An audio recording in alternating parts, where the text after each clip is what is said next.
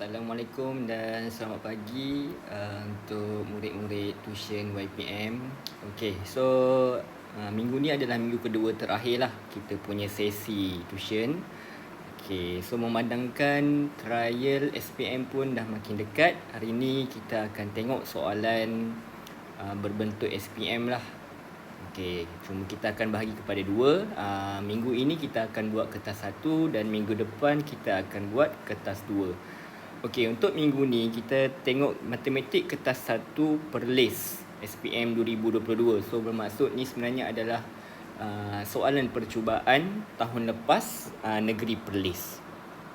Okey, so kertas ni akan diedarkan lah kepada semua. So cikgu harap nanti kamu buat dulu. So kalau apa-apa kamu boleh refer video yang cikgu buat ni untuk kamu. Okey, so kita tengoklah soalan. Cuma sebelum tu cikgu untuk paper ni kami tim matematik MRSM bahagi kepada dua, yang mana bahagian pertama soalan 1 sampai 20 cikgu yang akan terangkan, cikgu yang akan membincangkan, dan another part bahagian kedua cikgu Amir lah yang akan terangkan.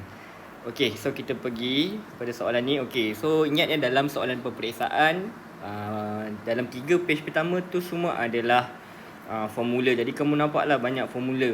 So kalau kamu tak ingat pun ada sebahagian formula tu dah diberikan dekat sini. So gunakan sebaiknya. Okey, kita pergi kepada soalan pertama kita. Okey, so tengok yang pertama, soalan nombor 1. Ini adalah soalan bentuk piawai. So sekarang ni diberi satu nilai 0.0 sifar 738. Okey, dia nak minta kita tulis dalam bentuk Q darab 10 kuasa R. Kat sini actually ini adalah bentuk piawai. So senang je lah kan. Yang ni semua cikgu rasa semua dah mahir. Okey, so mula-mula kita cikgu salin balik 738. Okey, so bila kita nak jadikan dia bentuk piawai, nilai Q dekat sini dia adalah antara 1 sehingga nilai dia adalah kurang daripada 10. So sekarang kalau 0.0078 nilai dia bukan kurang daripada 10. Jadi untuk jadikan dia sesuai, so kita tarik dia ke belakang 1, 2, 3, 4. Sebab bila kita tarik sampai situ, kita akan dapat nombor tu 7 point. So 7 point adalah di antara nilai 1 dan 10. So jawapan kita akan jadi 7.38. So mesti ada darab 10 kuasa berapa. So tengoklah berapa kali kita alih. So kita telah alih dia sebanyak 4 kali. 1, 2, 3, 4. So disebabkan dia nombor kecil jadi nombor besar, so dia adalah kuasa negatif 4. Nombor kecil jadi nombor besar, dia kuasa negatif. Kalau nombor besar jadi nombor kecil, dia positif. Okey, so dekat sini jawapan untuk soalan pertama adalah A. Okey, kita pergi kepada soalan seterusnya, soalan nombor 2. Antara berikut yang manakah merupakan kelemahan? Ni kena highlight ni, kelemahan menggunakan kad kredit. Okey, kita baca soalan 1. Berbelanja lebih daripada sepatutnya. Betul lah ni kelemahan dia. Ini adalah benda yang betul. Kemudian nombor 2, tidak perlu membawa wang tunai. So ini adalah kebaikan dia, bukan kelemahan. Ini kebaikan. Okey, yang ketiga, memudahkan untuk membuat pembayaran. Nama pun memudahkan. So dia adalah kebaikan. Kebaikan. Okey, dan yang keempat, dikenakan yuran tahunan, caj keuangan dan caj bayaran lewat. So caj tambahan ni adalah benda yang kurang baik kan. So dia adalah kelemahan. So ini pun benda yang betul. Maka jawapan dia adalah 1 dan 4. Okey, kita pergi soalan nombor 3. Nombor 3 masih topik yang sama, topik matematik pengguna. Okey, pada tahun 2020, Johari telah menyimpan 9,000 dalam akaun simpanan bank bagus dengan kadar 4% setahun. Okey, kita highlightkan lah. Untuk Johari, dia simpan 9,000, kadar dia 4% dan pengkompaunan setiap 6 bulan. Okey, bila kita kata pengkompaunan setiap 6 bulan, kita punya number of compound tu, bilangan compound bukan 6. Sebab bila kita kata setiap 6 bulan, maksudnya kita simpan awal tahun. Bulan 6 dapat compound yang pertama. Hujung tahun, compound yang kedua. Maksudnya bilangan compound hanyalah 2. Okey, kadar 4%. Kadar ni 4% ni peratus kena tukar jadi perpuluhan. Maksudnya akan jadi 0.04. Okey.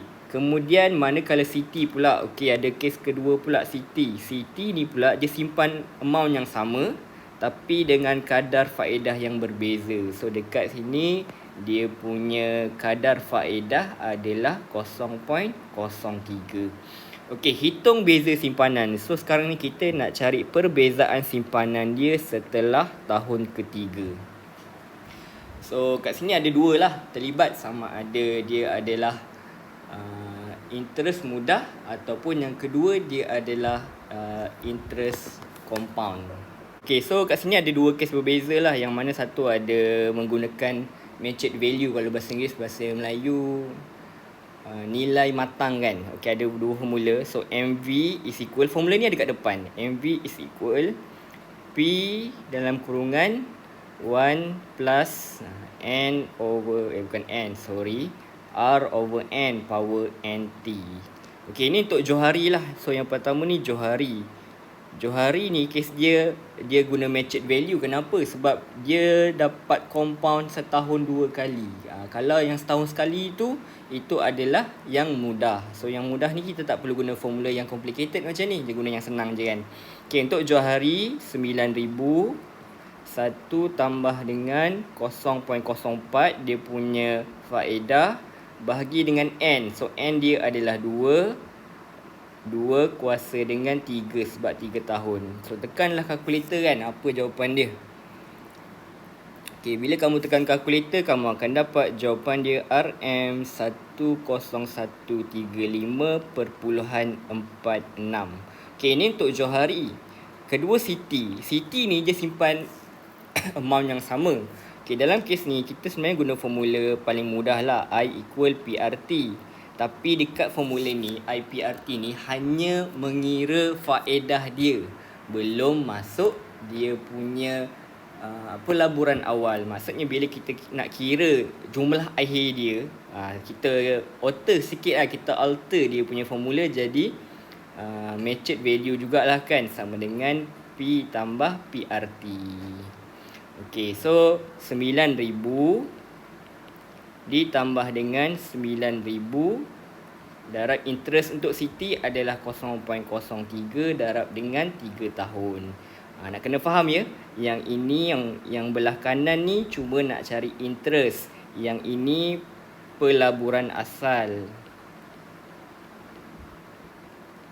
Sebab kita nak cari berapa beza simpanan akhir dia. Kalau kita kira interest saja, itu bukan simpanan dia, itu dah keuntungan dia. So bila kita tekan kalkulator, dapatlah jawapan dia 9810. Sorry, ada RM ada RM 9810. Jadi bolehlah cari perbezaan. Tekan kalkulator, senang kan. 10,135.46 sen tolak dengan 9810. Cikgu tulis kat sini lah, 10135.46 tolak dengan 9810. So tekan kalkulator, dapat jawapan dia 325.46. So terus dapatlah jawapan dia B. Okey, itu nombor 3. Kemudian kita pergi nombor 4. Masih dalam topik yang sama. Aset dan liability menjadi kayu pengukur bagi menilai kedudukan kewangan. So aset dengan liability ni benda yang berbeza. Aset ni benda yang kita miliki, milik kita, macam duit, macam rumah, kereta dan sebagainya lah. Kereta pun kadang-kadang orang tak cakap aset lah. Okay, liability ni benda macam kita buat pinjaman. Ada pinjaman tu liability lah. Maksudnya benda tu bukan milik kita. Ada sebab jadi juga kadang-kadang kereta ni kita tak anggap lah sebagai aset. Sebab kereta ni pun macam beban juga kan. Kita bayar hutang-hutang lain lah, beli cash kan. Okay, so contoh aset yang boleh dimiliki oleh seseorang individu adalah seperti yang berikut, kecuali. So dekat sini ada perkataan kecuali tau. So maksudnya dalam pilihan ni semua benda aset, tapi satu tu bukan. So yang aset yang mana? Wang tunai adalah aset, simpanan tetap adalah aset, saham pun aset, pinjaman bank. Pinjaman bukan aset, pinjaman adalah liability. So jawapan dia D. Nombor 5, antara berikut yang manakah jenis-jenis cukai? Mana satu jenis cukai dalam Malaysia? Ni senang sangat lah. Cukai kan, kita ada cukai pendapatan. Yes. Kita ada cukai tanah. Ada cukai tanah walaupun kamu tak terlibat lah kot kan. Orang yang ada tanah tu adalah cukai tingkap. Cukai tingkap tak ada kan. Kita tak ada dalam Malaysia. Cukai jalan ada. Cukai jalan tu lah bila kamu ada motor dan kenderaan yang biasa mak ayah kamu kata rotek-rotek tu kan. Itulah cukai jalan tu. So jawapan je 1, 2, 4. D. Okey, nombor 6. Nombor 6 ni ni dah topik lain kan. Topik gerakan, graf gerakan. Okey, antara graf gerakan berikut yang manakah menunjukkan laju purata 80 km per jam? 80 km per jam. Banyak gambar rajah. Dalam banyak-banyak gambar rajah ni yang mana sesuai. So kita tengok dulu secara keseluruhan kan. Kalau tengok secara keseluruhan, yang A ni graf dia jarak masa, yang B pun jarak masa, C jarak masa, D jarak masa. Okey. So dekat sini tak ada beza. Dia tak ada bagilah graf distance. Distance pula. Graf kelajuan masa kan. So benda tu berbeza. So sekarang kalau kita tengok, mungkin yang menjadi perbezaannya adalah pada nilai masa. Okay, so kita boleh kira, maksudnya kira dia punya kelajuan lah untuk setiap graf ni. So nak kira kelajuan, formula dia kan senang je kan. Nak cari kelajuan, formula dia adalah jarak bahagi masa. Itu je. So kita tengok purata kelajuan. Okay, contoh yang pertama, kelajuan dia adalah jarak dengan 80 bahagi dengan masa dia 60 minit. Tapi kita nak dalam jam tau. So 60 minit tu 1 jam. So 80 bagi 1 dapat 80 km per jam. Ni kira tu dapat jawapan A. Senang kan? Tapi tak apalah, kita tengok yang lain. Yang ni pula 80 bahagi 2 dapat 40 km per jam. Okay, C ni minit. 90 minit bersamaan dengan 1.5 jam. Jangan lupa tukar tau, sebab kita nak cari unit dia kilometer per jam. Jadinya kat sini 80 bagi 1.5. So kalau tekan kalkulator dapatlah 60 km per jam. D ni pun sama je dengan C kan, sebab dia dah bagi 1.5 jam. Sama je lah jawapan kan. So jawapan tadi kita dah tahu lah A. Okey, kemudian nombor 7.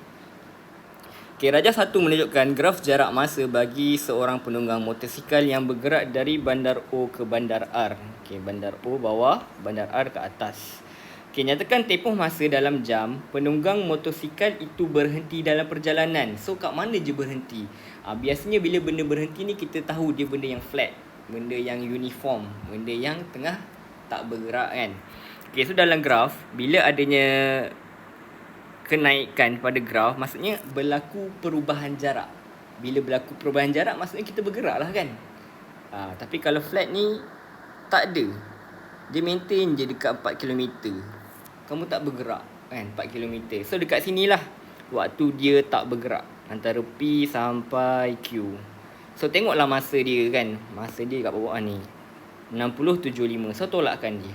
So 75 tolak 60, kamu akan dapat 15 minit. Okay, 15 minit ni tukarlah dalam jam, sebab soalan tanya tempoh masa dalam jam. So 15, kalau kita nak tunjuk formula tahulah kan, 15 bagi 60. So kamu tekan kalkulator dapat 0.25 jam. Okay, so jawapan dia A. Banyak pula jawapan A kan. Okay, next soalan 8. Ni pasal fungsi kuadratik. Dalam rajah 2 menunjukkan graf suatu fungsi kuadratik yang melalui titik 03 dan 43. Okey, nyatakan persamaan paksi simetri. Dia nak persamaan paksi simetri pada graf tersebut. So simetri tu apabila graf tu kita boleh bahagi kepada 2. So bila kita bahagi kepada 2, kiri dengan kanan sama. So bila kita kata kiri dengan kanan sama, maksudnya jarak je semua sama. Means jarak tengah ni dengan titik 2 tu adalah sama. Jarak antara 03 dengan 43, jarak dia sama. So jarak secara melintang adalah perbezaan pada X. So nak cari paksi simetri, senang je. Kalau kita ada 2 koordinat yang selari macam tu, paksi simetri, formula dia adalah X1 tambah X2 bahagi 2. So tambahkan X saja. X ni jangan salah ambil. X ni yang depan, yang belakang tu Y. So kamu tambahkan. So 0 tambah 4 bahagi 2 dapat sama dengan 2. So ini adalah paksi simetri. Paksi simetri adalah function ataupun fungsi X. X sama dengan 2. So jawapannya C. Oh, cikgu pakai pen merah lah tadi. So C ya jawapannya. Alright, kita pergi kepada soalan seterusnya, soalan 9. Okey, yang ni kalau baca kan kita nampak lah berubah secara langsung. Ni topik apa tu nama dia? Kadar ke? Cikgu pun terlupa kan apa topik dia. Okey, tak apa. Okey, kita baca ya. So arus elektrik I berubah secara langsung dengan kuasa P watt dan secara songsang dengan voltan V. So kat sini kan kita boleh tulis I ni adalah dia berubah secara langsung kepada P. So P ke atas dan berubah secara songsang. Bila secara songsang, songsang tu dekat bawah V. So kita tahu mesti ada wujudnya satu constant dekat sini. Wujudnya satu constant lah kan bahasa Melayu panggilan. Bahasa Inggeris panggil constant. Okey, so sekarang ni kita nak cari fungsi ni sebenarnya macam mana. Sebenarnya jawapan dia kan kita tak tahu nilai K berapa. So dia dah beri. Kat sini dia beri bahawa sebuah pengir rambut dengan kuasa 550. So kita boleh ganti 550 ni mewakili nilai apa? 550 ni watt. Watt ni P. Okey, so kita tahu nanti 550 ni kat watt. Jadi 240 ni volt. Volt ni apa? Volt ni V. Kemudian arus elektrik dia 2.2 ampere. Ampere ni untuk kuantiti apa? Untuk kuantiti I. So kita gantikan. I adalah 2.2. K tak ada. K kita nak cari. P adalah 550. V adalah 240. So nak cari K, pindah-pindahkan je. So 2.2 akan darab dengan 240 bahagi dengan 550. So dapatlah K sama dengan 0.96.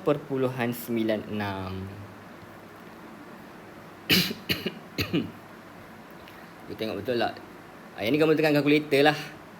Betul lah 0.96. Okey. So tengoklah kan yang mana P dengan yang mana P over V. Yang ni P over V, ni P over V. So antara dua nilai tu. So ambil nilai yang betul lah. Nilai yang betul kita dah kira dapat jawapan je A. 0.96 P over V. P over V. Okey. Okey, soalan 10. Ini soalan senang ni. Okey, rajah 3 menunjukkan garis lurus AB dilukis pada suatu satah kartes. Okey, tentukan kecerunan garis lurus AB. Okey, bila nak tentukan kecerunan, banyak cara lah kan. Kita boleh guna formula yang guna Y2 minus Y1 over X2 minus X1 tu boleh. Ataupun kita ada formula yang lebih mudah. Sebab apa mudah? Dekat sini dia dah bagi ni koordinat A dengan koordinat B ni. Koordinat A langgar X-axis. Apabila garisan tu langgar X-axis, maksudnya koordinat A ni wujudnya X intercept ataupun bahasa Melayu persilangan X. Persilangan X. Yang bawah ni pula persilangan Y. Okay, so nak cari gradient M kecerunan adalah formula dia. Yang ni pun boleh ingat lah. Negatif persilangan Y bahagi dengan persilangan X. Dia sentiasa Y dekat atas, X dekat bawah. Even formula yang ada guna tolak tu pun, yang Y2 tolak Y1, X2 tolak X1, Y tu ke atas. So bila nak cari kecerunan, sentiasa ingat mesti Y yang dekat atas. Cuma dalam konsep nak cari menggunakan persilangan ni, dia formula dia tambah ada negatif je. So kita gantikan nilai. So persilangan Y, nilai dia ni yang belakang ni. Ambil nilai Y. So negatif 4. Persilangan X, ambil yang depan pula. Yang depan tu negatif 6. So negatif 6. So tekan kalkulator, dapat jawapan je negatif 2/3. So jawapannya B. Senang je kan? Okay, kita sambung soalan 11. Okay, ini transformasi. Okay, rajah 4 menunjukkan dua sisi 4 dilukis pada satah kartes. Sisi 4 PQRS ialah image. Tandakan ini image, yang ini objek. Okey, so diminta nyatakan faktor skala pembesaran itu. So memang kita nampak lah kan adanya perubahan saiz. Jadi ingat, nak cari skala, skala ada formula. Formula skala adalah image bahagi objek. So skala dia image berapa? Okay, kita ambil satu side je senang. Side mana yang sama? Obvious kat sini. Kita boleh nampak side SR sama dengan side CD. Cuma mempunyai panjang yang berbeza. Okey, so untuk image kita ada 2 kotak. So 2 lah nilai dia. Objek pula ada 4. Maka dapatlah skala kita 1/2. Okey, tetapi ada tetapi dia. Kenapa? Kalau tengok graf, kalau dia membesar sahaja, bentuk dia tak lari. Ni kalau kita tengok orientation dia lari tau. Dia macam berpusing kan. Dia berpusing. Maksudnya orientation telah berubah. Orientasi dia dah berubah. So dia berubah ni 180 darjah. Dia macam cermin pula kan. Tapi kalau kita tengok cermin, sepatut saiz sama. Tapi saiz dia berbeza. Maka adalah skala dia kan. Skala dia bukan satu. Cuma kalau kamu nampak macam ni, ingat senang. Kalau dia macam cermin dan saiz berbeza, kalau bukan cermin, dia nilai ni lah. Tapi kalau cermin, dia tambah negatif je. So jawapan dia C. Ingatlah kalau nampak pembesaran, lepas tu dia ada melibatkan sedikit konsep macam cermin ataupun kita kata reflection lah kan, refleksi, maka kamu punya skala tu ada negatif skala. Skala yang kamu dapat tu negatifkan je. Okey, nombor 12. Nombor 12 ni fungsi trigo. Fungsi trigo, okey, minta cari nilai M. Okey, pertamanya bila nak cari nilai M ni, kena faham ni graf apa. Kita ada 3 lah kan dalam fungsi trigo. Sin, cos, tangent. So masing-masing, cikgu rasa semua tahulah. Ini ada graf sin kan. Graf sin ni ada 2 mangkuk. Kalau graf cos, dia 3 mangkuk tapi dia ada cut-cut sikit. Okey. So dekat sini sin. So kita nak cari nilai M. Maksudnya kan, M ni sudut. Maksudnya sin M ni bersamaan dengan nilai 0.5, negatif 0.5. M ni apa nilai dia? Bila kita letak nilai kat sini, contohlah sin 180. Kalau kamu tekan kalkulator, dapat kosong. That's why garisan tu langgar kat sini. Sebab bila masuk 180 dapat kosong. Sekarang ni bila masuk M ni mesti dah lebih 180. Sebab ni kosong, naik, dia akan pergi 180. So tengah-tengah ni tahulah 90. Ni 180 sampai 360. So tengah-tengah ni 270. Okay, sekarang ni M ni berapa? Okay, so bila nak cari, senang je. Kita kena buat NT kepada fungsi ni kan. So sin M, carilah NT dia kan. So nak cari M adalah sin negatif 1 tu kan. Sin minus 1, 0.5. Okey, bila nak cari dia punya sudut, tak payah masukkan negatif. Sebab negatif ni akan bagi nilai yang mungkin akan mengelirukan kamu.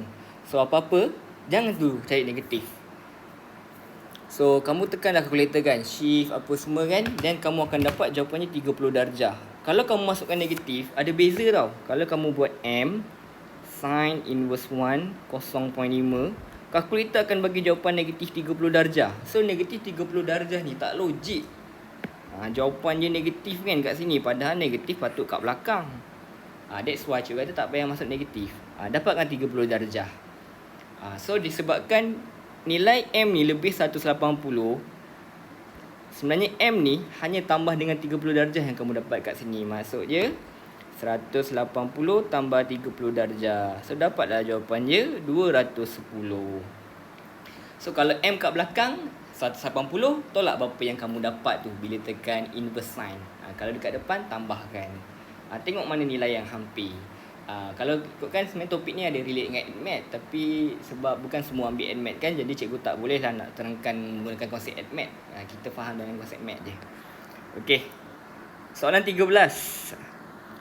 Rajah 6 menunjukkan sebuah segi empat sama PQRS antara titik A, B, C dan D yang manakah adalah sama jarak dari garis PS dan SR.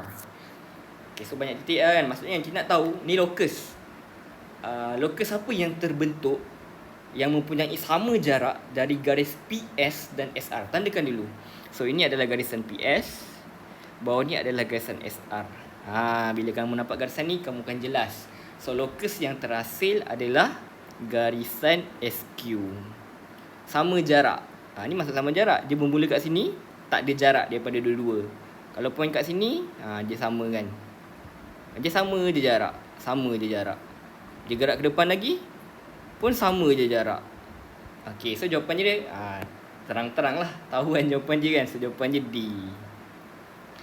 Okay, rajah 7 menunjukkan segitiga R dilukis pada grid segi 4 sama antara segitiga ABCD, ABC dan D, yang manakah imej bagi segitiga R di bawah suatu translasi.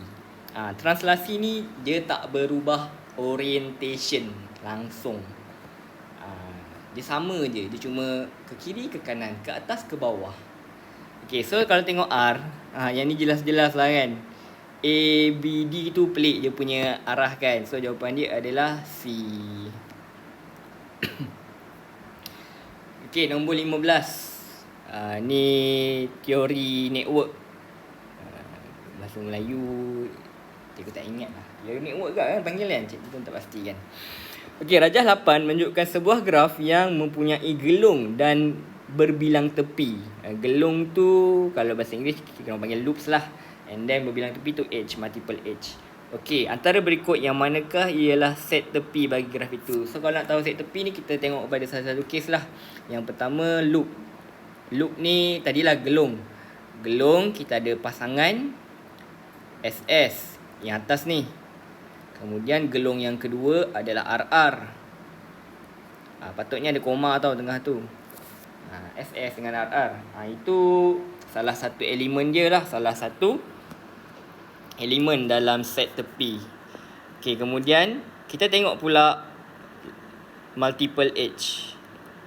Multiple edge ni adalah berbilang tepi. So multiple edge ni dia tak macam loop.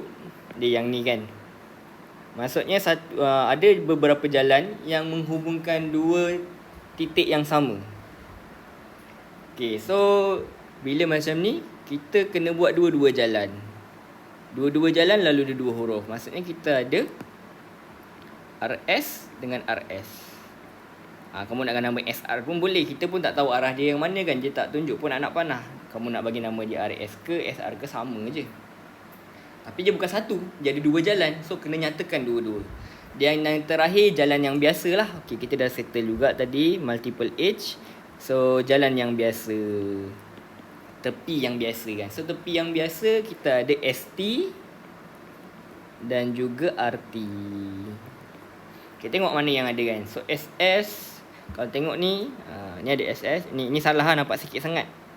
So ni ada SS. Ni ada RR. RS, ST, RT. Settle B jawapan dia. Okay, seterusnya 16. Ini Venn diagram topik set. Okay, rajah 9 menunjukkan sebuah gambar rajah Venn yang terdiri daripada set semesta, set P dan set Q. Antara berikut yang manakah setara dengan rantau P intersect bukan Q dalam kurungan bukan semua tu. Okay. So kita buat by numbering boleh lah. By numbering senang. Okay, letak nombor 1 dekat paling luar, 2, 3 dan 4. Tak ada bahagian lain lah. 1, 2, 3, 4 je. Jangan buat 5 kat sini. Sebab 5 tu sama je dengan 1. Okay, so mula-mula kita fahamkan dulu P intersect Q prime. Q prime.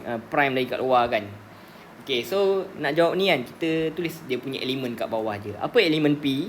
So elemen P ada 2 dengan 3. Elemen Q. Elemen Q ni 3 dan 4. Tapi dia nak bukan Q. So yang bukan yang luar daripada dia lah. So yang luar daripada dia, salah tekan. Yang luar daripada dia adalah 1 dan 2. So ada tak yang intersect? Ada kan. Yang intersect kita bulatkan. So tu dia. So maksudnya P intersect bukan Q adalah 2 sahaja. Tapi sekarang ni dia ada lagi 1 koma pula kat depan kan. Koma bukan panggil koma. apostrophe je. First trophy kan. So maksudnya asalnya tu elemen je 2, bukan lagi. So bukan 2, maksudnya tinggallah 1, 3 dan 4. Okay, sekarang ni kalau kita lorek dia akan jadi kat luar semua ni 3 dan 4. So sekarang ni antara banyak-banyak A, B, C, D ni yang mana adalah setara dengan region yang kita lorek. Maksudnya yang penting bukan 2. Maksudnya 1, 3, 4. Okay, kita tengok yang bawah ni pula. Okay, so P, elemen P tadi 2 dan 3, elemen Q 3 dan 4. So intersect dia cikgu bulatkan 3 sahaja.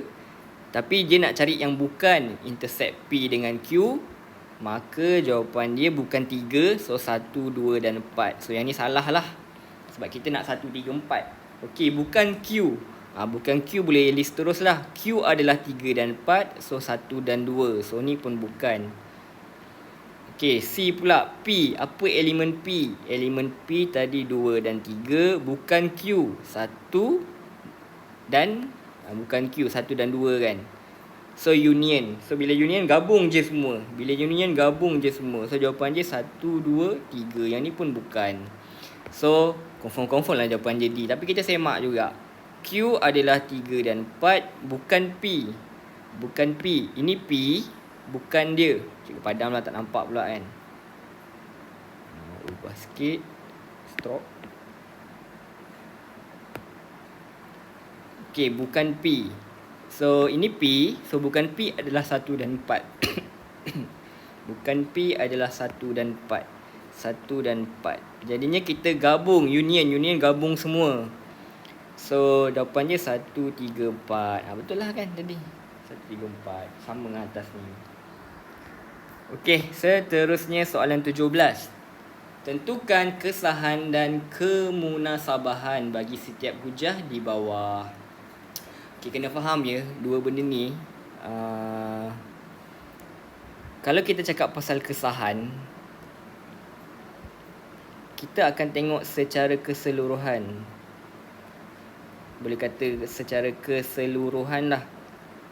Dan penting juga pada benda yang dinamakan sebagai kesimpulan dia. Okay, itu kesahan. Kesahan ni kita tengok keseluruhan. Valid tak?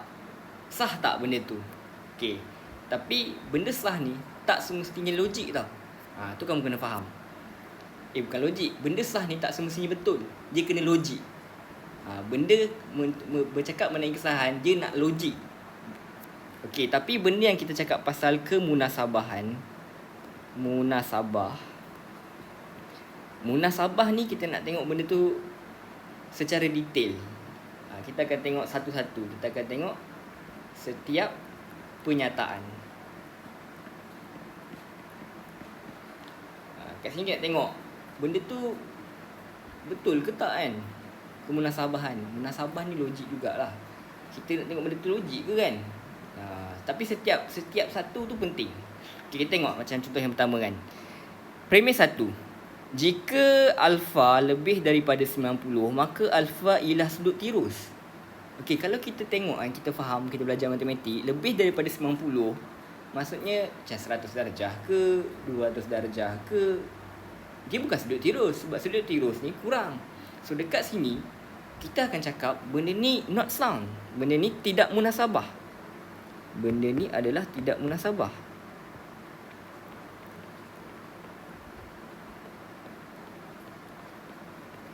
Benda ni tak logik, tak munasabah. Kenyataan pun dah baik. Okey, tengok nombor 2. Alfa bukan sudut tirus. Okey, yang ni mungkin tak berkait apa-apalah kan. Ni cuma nak tengok nanti bila kita bagi premis nombor 2, adakah kesimpulan dia betul. Okey, so last sekali alfa less than 10. Okey, sekarang kita tengok secara keseluruhan. Bila kita cakap pasal secara keseluruhan,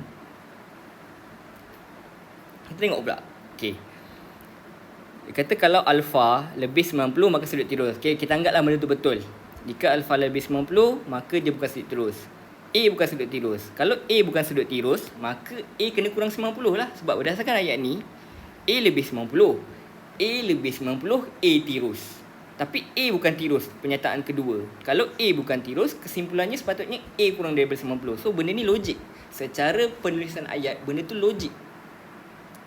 So benda ni benda yang sah lah. Benda ni benda yang sah. So soalan 17 ni jawapan dia A. Dia adalah benda yang sah tapi tak munasabah. Seterusnya ada lagi beberapa soalan. 18. Rajah 10 menunjukkan satu plot kotak yang mewakili hasil kajian tentang bilangan anak pokok. Okay, so tengoklah. So ini adalah box plot. Ini satu plot kotak. Okay, dalam plot kotak ni ada beberapa perkara yang kita tahu. Kat sini adalah Q1. Kat sini adalah Q2 ataupun midpoint. Yang terakhir Q3. Kuarter ketiga, kuarter pertama, middle, midpoint, titik tengah lah kan, tengah-tengah. Okay, so dia nak cari nilai julat antara kuartil. Kalau bahasa Inggeris into quartile range lah. So cikgu biasa tulis IQ. IQ ni julat antara kuartil. Formula dia Q3 tolak Q1. So Q3 nilai dia 12, Q1 nilai dia 4. So 12 tolak 4 dapat 8. So jawapan dia B. Okay, nombor 19. Jadual 1 menunjukkan masa dalam jam yang digunakan oleh 30 orang murid untuk belajar dalam seminggu. So boleh baca lah, tengok table tu. Hitung min masa, nak cari min. Formula min, kalau ada frekuensi, kat sini ada, bawah ni frekuensi tau. Atas ni data kamu lah. Data kita cakap pasal masa belajar. Masa belajar ada yang belajar 4 jam, ada yang belajar 5 jam, 6 jam, 7 jam, 8 jam, 9 jam. Okay, nak cari min. Bila kat sini nak cari min, formula dia adalah hasil tambah frekuensi didarab dengan data bahagi dengan hasil tambah frekuensi. So darabkanlah data kamu tu kan. 4 darab 1 tambah dengan 5 darab 3 tambah dengan 6 darab 7 dan seterusnya lah.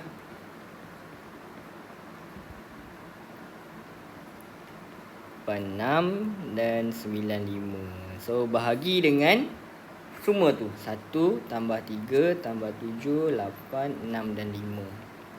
So kamu tambahlah semua kan. Kamu akan dapat jawapan dia. Sekejap So jawapan dia kamu tekan kalkulator dapat 7. So C. Itu formula dia. Formula ni pun ada dekat depan. Cuma biasalah ada formula. Ada formula tu satu hal. Kena faham cara gunakan formula tu satu hal. So benda ni membantu kamu lah. Harapnya dapat membantu kamu untuk ingat apa yang kamu dah belajar sebelum ni. Okey, yang terakhir untuk Pak Cikgu bincangkan. Okey, nombor 20. Sebuah beg mengandungi 7 keping kad biru, 3 keping kad kuning dan 2 keping kad merah. Sekeping kad dipilih secara rawak dalam beg itu. Set M ialah peristiwa merah. M merah.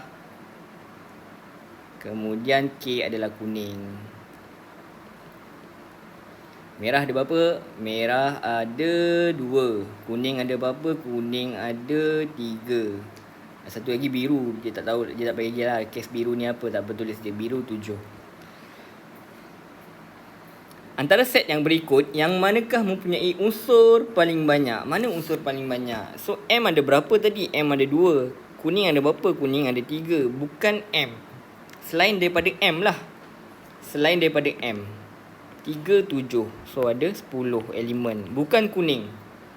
Selain 3. Selain 3 ada berapa? 9. So yang mana paling banyak? Yang paling banyak 10 lah kan. So jawapan dia C. Okay. So itu part untuk cikgu lah. Nanti dalam video ni juga nanti sambung part yang kedua. Okay. Itu saja dari cikgu. Harap dapat membantu. Assalamualaikum.